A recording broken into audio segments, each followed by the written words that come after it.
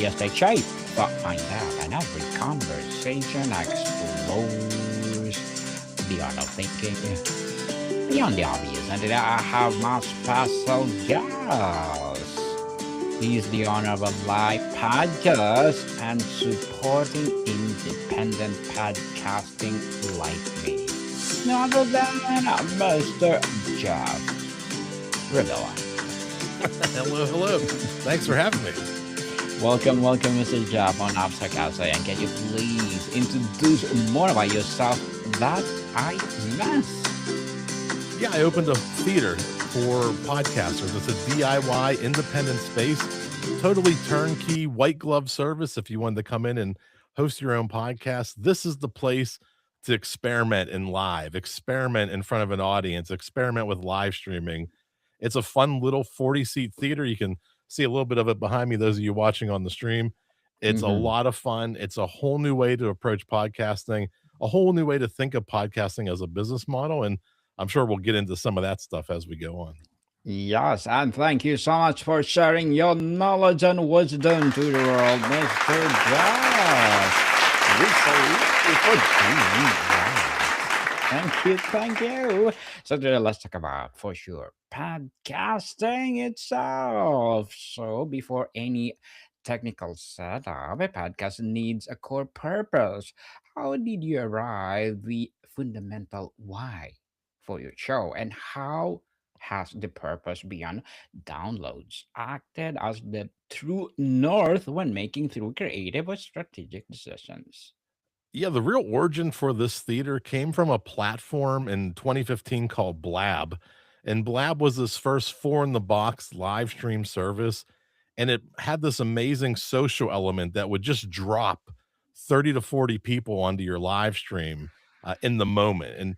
And Blab had this great way to connect people and showed you how to you could produce your podcast in a way that you couldn't do just in your home studio. It Mhm. became this community event. It became this immersive experience. And unfortunately, Blab grew so fast and did not have a business model that it ended up collapsing under its own weight. And it just crumbled in like 2017 and they shut it down. And that left a hole in a lot of people's hearts. We yearned for a place like that and we tried to recreate it on Google Hangouts and YouTube Live and Appear In and Hop In and all these other little places, but nothing really recaptured that magic of Blab. And that concept of, can a podcast be more than just a recording in my basement?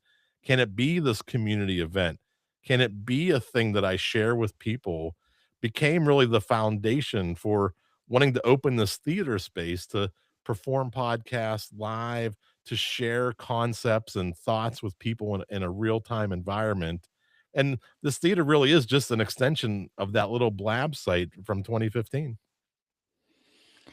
Mr. Joe, podcasting is unique in its ability to create a sense of intimate on or one-on-one connections with thousands of people. How do you consciously design your content and delivery to foster the feeling of a private conversation in a public medium?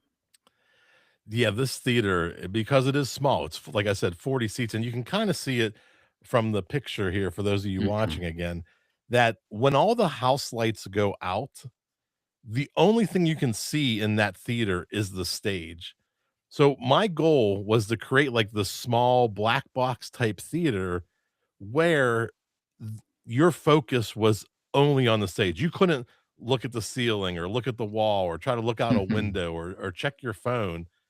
You are drawn into that stage. Just like when you listen to a podcast in your earbuds or on your morning commute, you get that feeling that you're in the room with them, that you get that one-on-one experience that you mentioned. You feel immersed like a fly on the wall just watching this show happen. And that was my goal with this theater.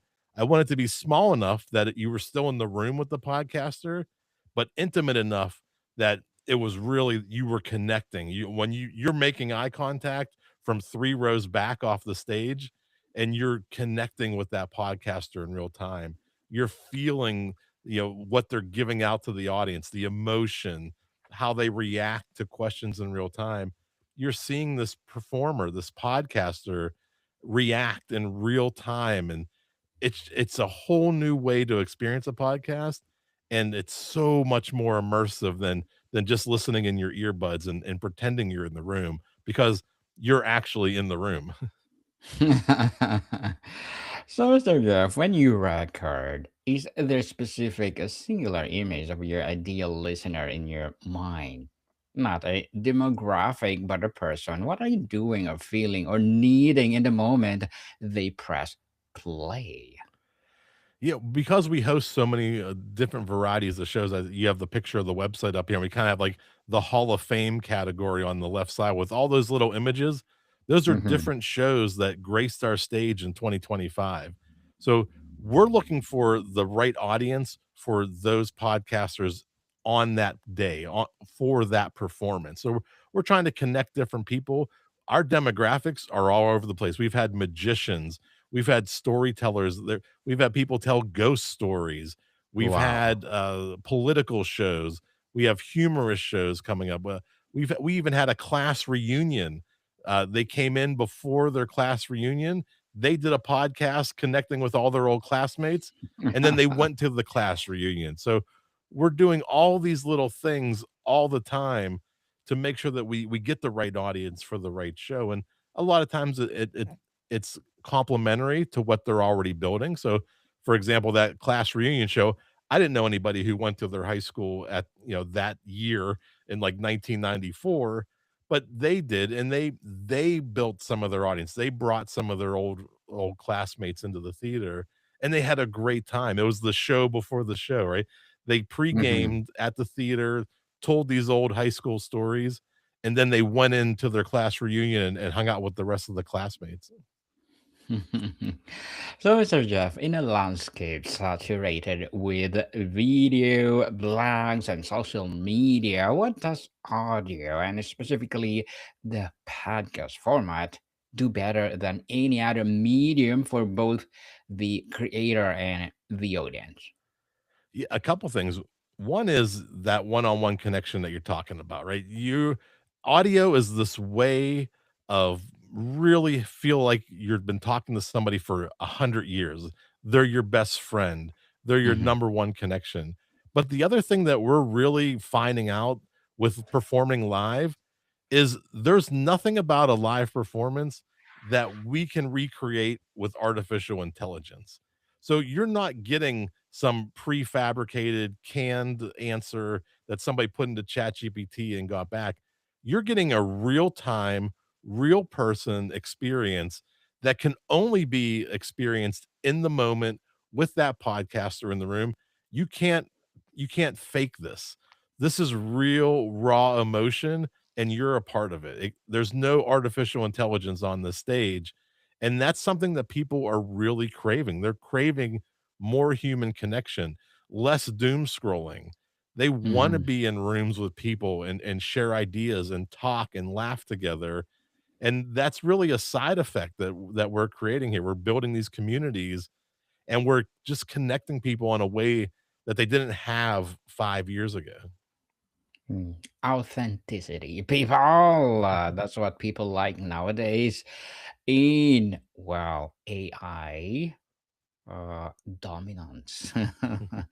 Many feel pressure to adapt their podcast into video clips and newsletters. How do you decide what stays pure to the audio experience versus what gets repurposed, and where do you draw the line? It really depends on the show. It's okay. Like, some people feel shamed in 2026 if they don't have a video podcast. It's perfectly okay to have an Mhm. audio only podcast. That's what you wanna do. That's all you need to focus on. That's your number one priority. Should you wanna start to add video, you have most of it set up already. Recording audio is the hardest part, and audio is the most important thing to have when recording video. You gotta have Mhm. good audio no matter what. But if you add the video element to it, then my recommendation is don't go to all the places. Don't do all the things. Don't upload everywhere. Start at one place. This Maybe it's YouTube is going to be your thing. So you can do your audio podcast and still release that on the RSS feed, but then maybe YouTube is your only focus. Stick with just YouTube. Build up a YouTube base first. And as you get that started and you start to get a foundation, you get a good following, that's when you start to add other things. That's when you start to maybe try TikTok or LinkedIn. Maybe LinkedIn is the better place for you because you're doing a business podcast. But whatever you pick, just do one. Don't try to create for all the platforms all the time, all at once.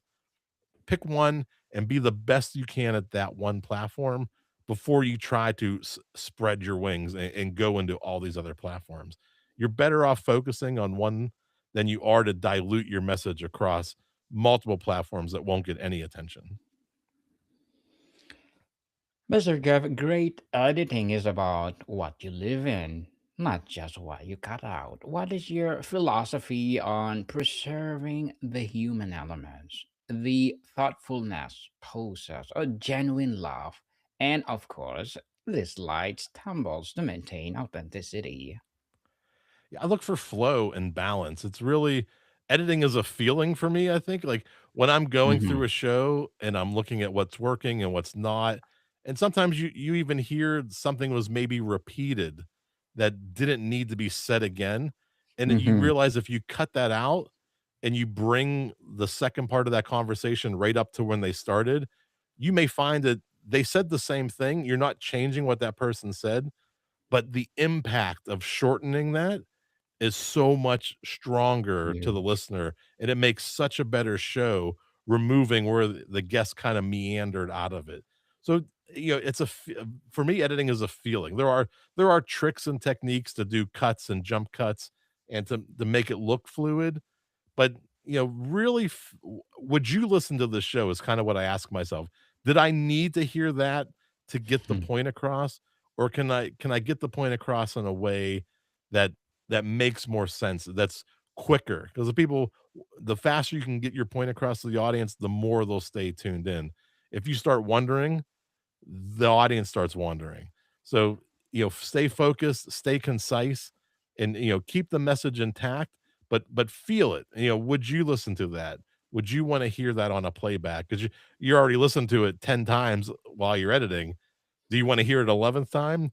If you do, then it's probably worth keeping in there because it's that important to the show. 11 times, my goodness. Well, Mr. Jeff, I never edit all my episodes directly to the podcast because I believe authenticity is crucial.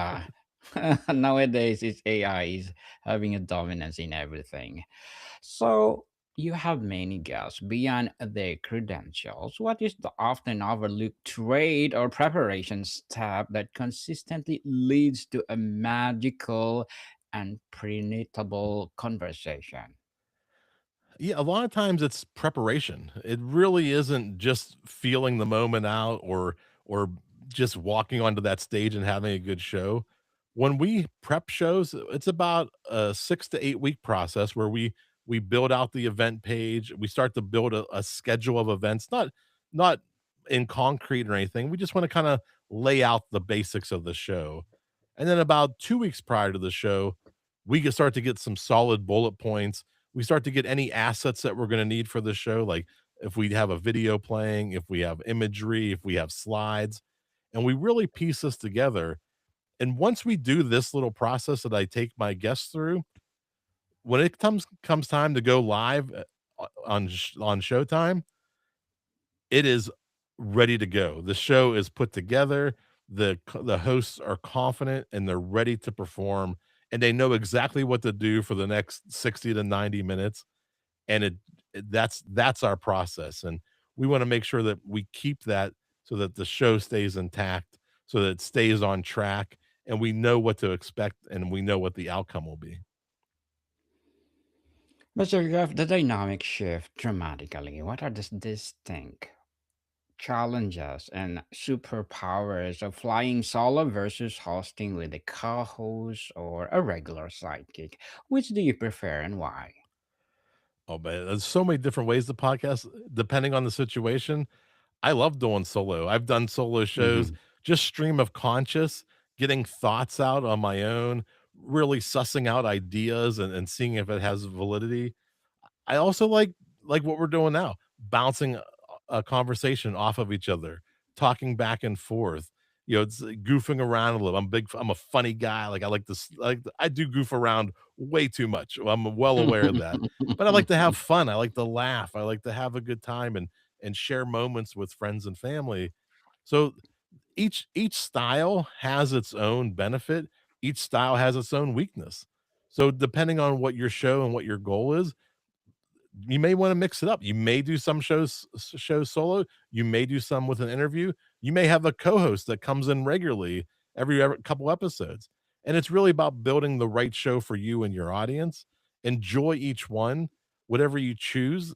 Just try to be the best you can at it. Mhm. Be the best of it. People, if you want to be a good podcaster, be the best and you have the passion of it. And if you don't have the passion of it, for sure, the second episode, third episode, you quit. Yeah, Fourth and fifth episode. you got to have fun.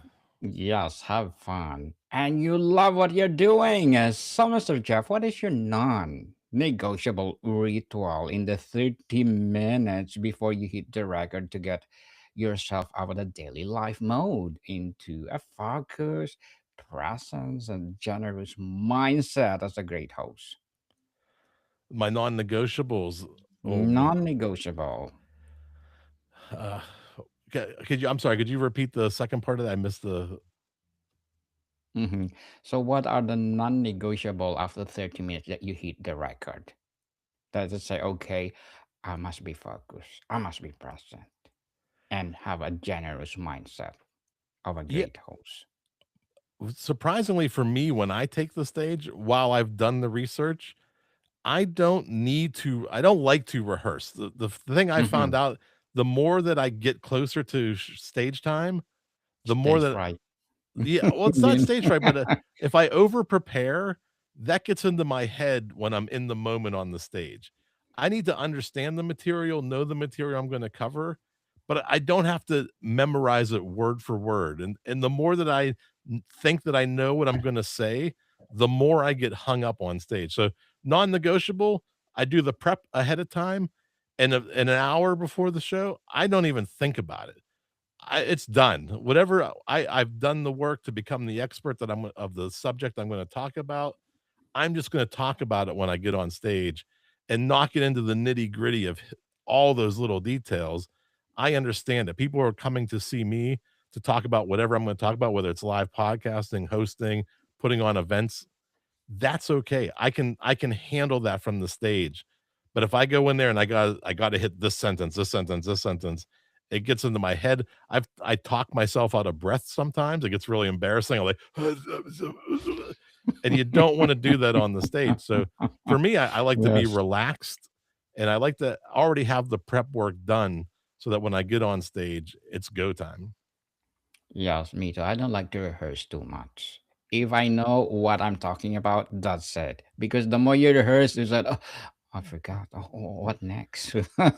You can't get into your own head too much. Yes. So, what's one question you ask in a pre interview research or even live on air that consistently unlocks a deeper, more vulnerable or surprising level of insight from a guest? I ask why I'm very inquisitive. So I grew up skateboarding and punk rock. So I'm trying to look at things through a different lens. I'm looking at things and questioning, maybe questioning why you do this. What's the reason behind that? Does it always have to be that way? And so I like to tear down some of those social norms and really let the guest flourish. My end goal of every show is to make my guest the star of the show, but if I Hmm. can work in a way that really questions what they do so that at the end of that questioning, they've only reaffirmed what they do and what they love, it makes this magical show where you've really crafted them, you've questioned them, you put them through the ringer, but they were so good and confident in what they were talking about that they came out on the other side shining like a brand new star. A brand new star. I like that, Mr. Jeff. So, as a podcast host, what are your short term and long term goals? Keep growing, sharing the love of live podcasting. This is what I believe is the future of podcasting.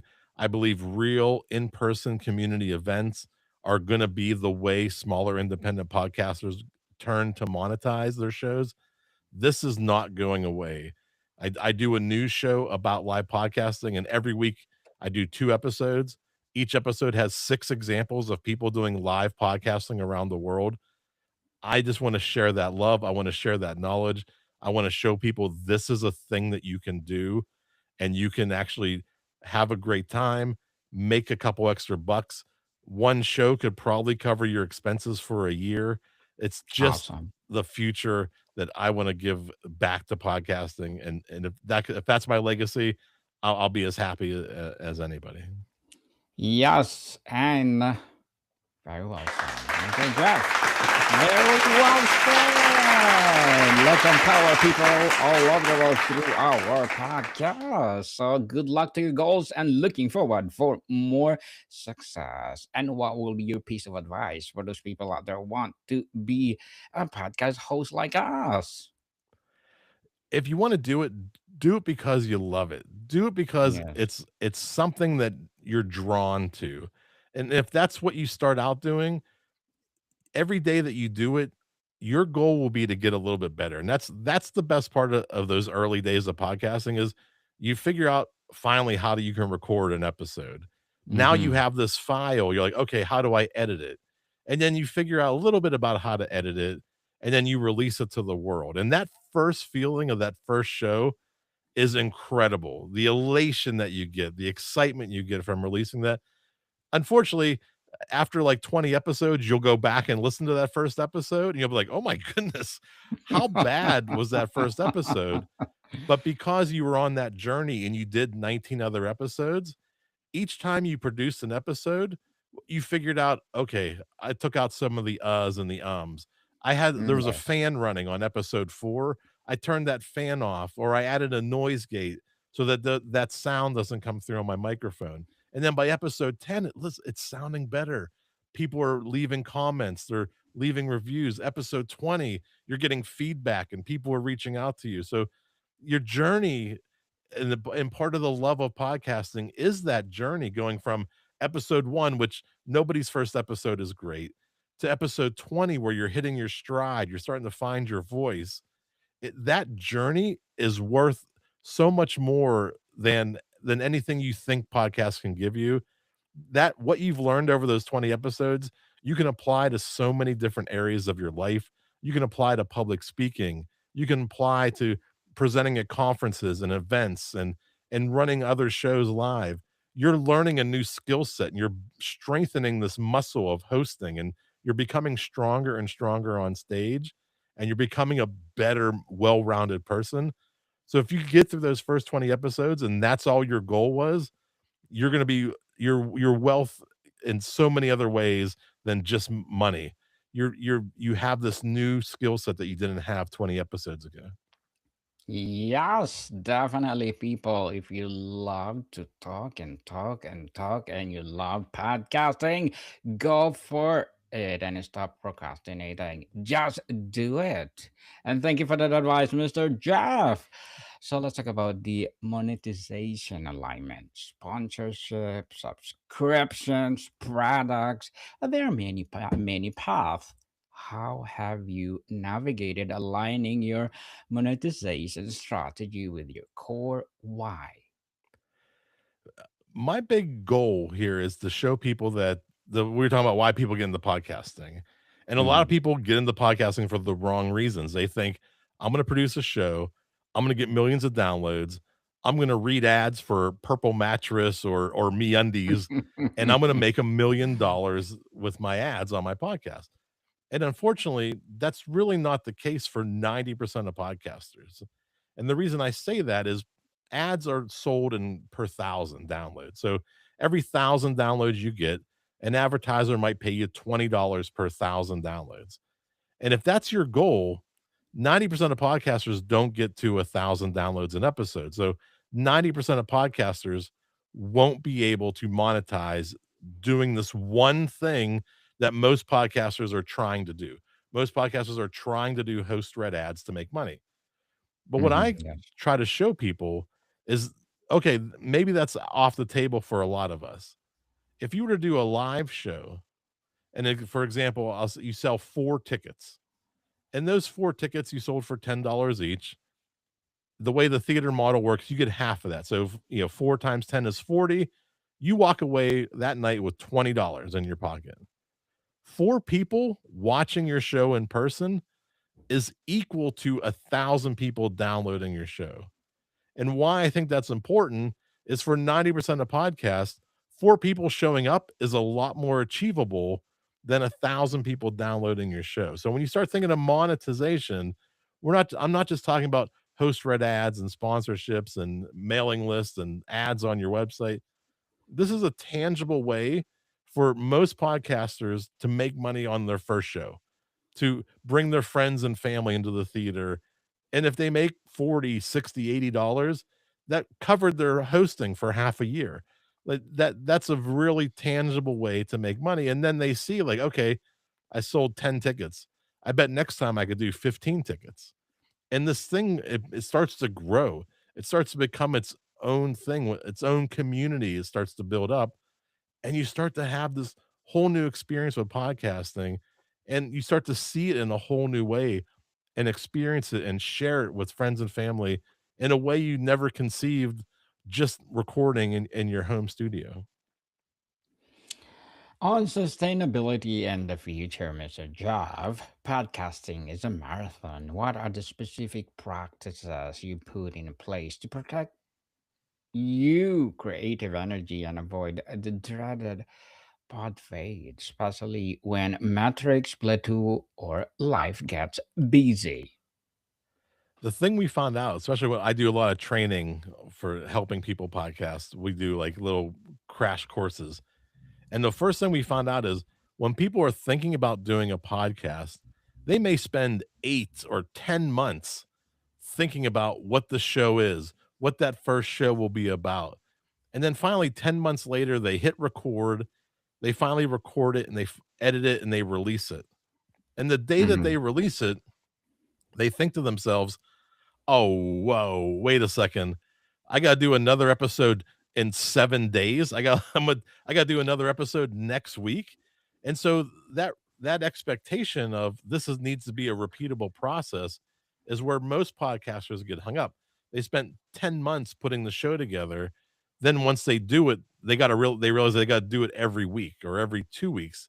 And that's too much. That's not the same amount of window, the same amount of pacing. So when we talk about how to do this, and you do it for the right reasons, step one. Step two, it's more important to understand the process of how to put a show together than it is to get hung up on all the technology. We already said your first show isn't going to be your best recorded show. Your first show isn't going to be your best edited show, but it will still always be your first show. And getting started is such a big part of this journey. Once you get started, you can do a second episode, but we want you to build the process to get to the second episode and get better as you go along. Maybe upgrade your microphone by episode 5. Maybe get a mixer, maybe add a noise gate, a condenser. You start to add these little things as you go, but don't get hung up on it at the beginning. And the people who get burned out tend to get hung up on all those little things right up front. When they don't have the skill set to be on the microphone, they don't have the skill set of editing yet. They think they have to have this perfect show out of the gate, and that expectation is really can let you down. We show you how to build repeatable processes that you can do shows 2, 3, 4, 5 on a schedule like clockwork. It becomes like a machine, and you understand why you're doing these different steps to be able to recreate that week after week. With the features like Spotify, AI voice translation, and YouTube's push for a video podcast, where do you see the biggest opportunity or threat for independent audio creators in the next 2 to 3 years, Mr. Jar? Yeah, for audio creators, certainly YouTube is making a big push. I think that's probably the biggest in the video audio space, not related to an RSS feed and distribution through the podcast apps, then hands down, I really see live events as the next wave. The thing that most people aren't talking about, but once they see it and understand it, this becomes such a part of their business model going forward that this is, I think, where the energy of podcasting is going to go. This is where the independent podcasters are going to go. These smaller venues, live events, real time experiences in real life with the community. That's where the next nugget, the next wave of podcasting is going to be. It's going to be out in the open. It's going to be out in front of people in small clubs and theaters. That's where you're seeing it happen at conferences, events. These things are happening. They need talent, and the talent that these events are looking for are podcasters. So, keep this in mind. Think about how your show can go to the stage, how you can perform in front of a live audience. That's going to be the next door that opens for audio and video podcasters. Indeed. So, podcast legacy episode. If your podcast ended tomorrow, which a single episode would you want to stand as the ultimate representation of what your show is about? What makes the episode the quite essential one? Yeah, the one that sticks out's gotta be the one that's personal to you. You can have one that just pops and that's your highest download episode. It doesn't mean that's your favorite episode or your best episode. You know, get one that really hits you in the heart, like one that you laughed so hard you were crying on stage, one that you go to bed at night smiling, thinking about. Those are the ones that mean the most to you. And some of the ones for my trivia show that we host that now airs on television, some of the earlier shows were just so chaotic and so fun and so off the hook and off the they were just all over the place. We didn't know what we were doing, but we were having the best time doing it. And some of those early episodes you'll look back on fondly and you'll remember like, man, I was learning so much, I was having so much fun. I really miss those days. Those were real special times. So the one that you want to leave as your legacy is probably not the one that everybody wants, but it's the one that's the most important to you. Yes, and before we wrap up our discussion for today, Mr. Jeff, I invite you to please do listen to my other podcast, people. My other podcast, because my abstract essay is already in sixth season, abstract poetry in third season, my book 101 review sixth season too, comedy 101 in its third season, and of course my food 101 in its sixth season as well. Geography 101, Love Letters, Music 101, Science 101 are in fourth season. And of course, my baby podcast, Trivia 101, Law 101, Bible Verses 101, Entrepreneurship 101, and of course, Motivation 101. Please listen to them wherever you listen your podcast. So, Mr. Jeff, tell us what's one piece of a commonly dispensed podcasting advice that you think it's flat out wrong, outdated, and limiting care for creators today? Ooh, I think that idea of the money that's available in podcasting for people to do host read ads, that is like the number one thing that people focus on. And man, I'm so big in that photo. There we go. The people really think that that's what podcasting is, that you just turn it on and it makes so much. It's like a money machine. You're just sitting there in the back cranking the money and the money just popping out. And so many people have to have that impression because so many other people are telling them that. The media tells them that. You know, experts on YouTube tell them that, and that part just isn't true, and it just ruins podcasting for so many people. If it were true, the app directories have 4.5 million podcasts listed in the app directories. The Mhm. problem is only 500,000 of them are active. So there's a 90% attrition rate of people who start podcasts and people who stick with it. 90% of them drop out because of these fallacies of you're going to make $1 million. You'll never have to work another day in your life. You can record for 60 minutes and you'll make $1 million. So we want to get away from those things. I'm trying to set expectations, set reality. I want people to see that there's other ways that you can monetize this thing, and it's not driven by this money mindset where you'll make the big bucks. We'll get there, but we got to do it in a different way with a different approach. Yes, and thank you so much for sharing your knowledge and wisdom to the world, Mr. Jeff. Thank you. And can you please invite our listeners to support your advocacy, your podcast, or whatever projects that you're doing right now? Yeah, check it out. Poduty.com, Poduty.com. If you like any of the stuff that I talked about, I mentioned that I do a podcast about live news. It's Poduty in the News. Just search for Poduty and the news. Every week we do 2 episodes, 6 stories about people doing live podcasting all around the world. It's a lot of fun. I have a guest host that rotates in. Every single week there's a different host. So it's me and somebody else. You're getting different perspectives on live shows. Poduty in the News. Poduty in the News.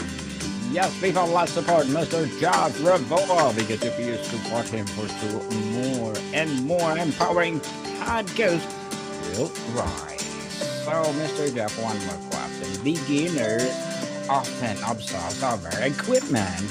If you had to tell a new podcaster to stop worrying about one specific piece of gear or tech and focus on something more important, what would it be? I tell everybody, you probably have everything you need right now to record a podcast in your house. You probably have a laptop. If the laptop has a microphone, start there. If you have a USB microphone, plug it in. A lot of people already have a USB microphone. A lot of people already have a USB web camera. You have the stuff to get started. There are enough free tools out there, Audacity, Levelator, Adobe Podcast Beta. There are ways that you can clean up your audio as a beginner that you don't need to start with all the expensive equipment. So you have it. Get started, hit record, and get it done. Get that first episode recorded. You don't need to buy all the expensive equipment. I promise you, you have enough to get started with. Even if it's just the microphone on your phone, that's a way to get started. That's something that you have, and you can build on that and get better over time. Yes, people. You know what? I started with iPhone 10. With the first episode of my first season of Book 101 Review, Abstract Essay, Geography 101, until, well, it's time to grow up. So, people, if you have the passion to do this, please do so. So, Mr. Jeff, thank you so much for your time. Thank you for having me. This has been a blast. More to come, people. See you soon.